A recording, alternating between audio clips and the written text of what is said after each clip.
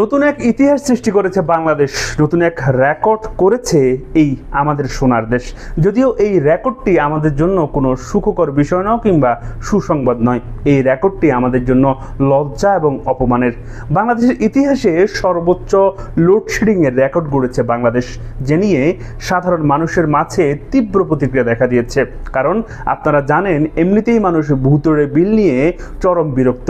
অন্যদিকে অনেক এলাকায় 24 ঘন্টার মধ্যে 12 ঘন্টাই বিদ্যুৎহীন থাকছে। তার উপরে যখন এরকম সংবাদ আসে, সেটা অনেকটা আগুনে ঘি ঢালার মতো অবস্থা করে। আজকে সারা দিনে দেশের বিভিন্ন গণমাধ্যম এই হেড নিউজটি করেছে এবং হেডলাইনটি করেছে যে বাংলাদেশ লোডশেডিংয়ে ইতিহাসের সেরা রেকর্ডটি করেছে। গতকাল রাত থেকে প্রায় 3700 মেগাওয়াট বিদ্যুৎ লোডশেডিং করেছে বাংলাদেশ। আর যেই বিষয়টি নিয়ে মানুষের মধ্যে চরম ক্ষোভ বিরাজ করছে। অন্যদিকে সেই ক্ষোভে নতুন মাত্রা যোগ করেছে আমাদের বিদ্যুৎ মন্ত্রীর একটি মন্তব্য, যিনি মন্তব্য করেছেন গ্রামের তার লম্বা হওয়ার কারণে বিভিন্ন স্থানে ছিঁড়ে এই লোডশেডিং হচ্ছে, যেটা মানুষ চরমভাবে প্রত্যাখ্যান করেছে এবং মানুষ তার এই মন্তব্যকে কোনোভাবেই গ্রহণ করে নাই। এমনকি অনেকের মাঝে তো এই বিদ্যুৎ মন্ত্রীর পদত্যাগ নিয়েও গুঞ্জন শোনা যাচ্ছে। এমনকি বিএনপির দলীয় অনেক নেতাকর্মীরাও এই বিদ্যুতের বিষয়ে প্রতিবাদ শুরু করেছে। এটি অবশ্যই বিবেচনার বিষয় যে বর্তমান যে বিদ্যুৎ পরিস্থিতি, সেটা নিয়ে কিন্তু বর্তমান সরকার বিব্রতকর পরিস্থিতিতে আছে।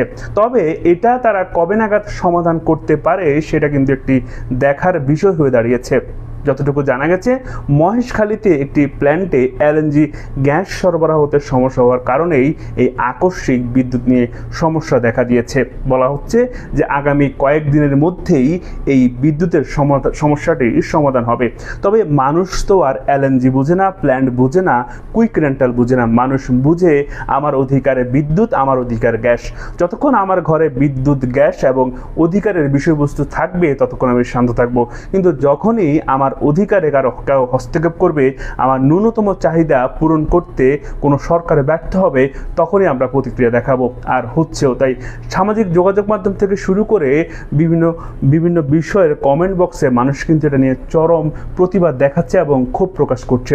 সকলেই এই বিষয়টি নিয়ে বিরক্ত, কারণ আপনারা জানেন বিগত কয়েকদিন দেশে প্রচণ্ড গরম পড়ছে, গরমে মানুষ অতিষ্ঠ হয়ে উঠছে। সেই সাথে এই লোডশেডিংয়ের কারণে মানুষের জনজীবন বিপদগ্রস্ত হয়ে পড়ছে, যার ফলে মানুষের এই রিয়াকশনটা কিন্তু লিগ্যাল। মানুষের এই প্রতিক্রিয়াটাও একদমই স্বাভাবিক, কারণ যখন কারো অধিকারে হস্তক্ষেপ হয় তখন মানুষ স্বাভাবিকভাবেই প্রতিক্রিয়া দেখাবে। তবে আমরা আমাদের স্থান থেকে বর্তমান সরকারের দৃষ্টি আকর্ষণ করব, যাতে করে তারা অতি দ্রুত এই সমস্যার সমাধানে এগিয়ে আসেন এবং কিভাবে এই সমস্যাটার সমাধান করে মানুষকে কিছুটা স্বস্তি দেওয়া যায় সে বিষয়ে উদ্যোগ গ্রহণ করেন। প্রিয় দর্শক, আপনাদের এলাকায় লোডশেডিং কেমন হচ্ছে বা বিদ্যুতের পরিস্থিতি কি, মন্তব্যের করে আমাদের জানাতে পারেন।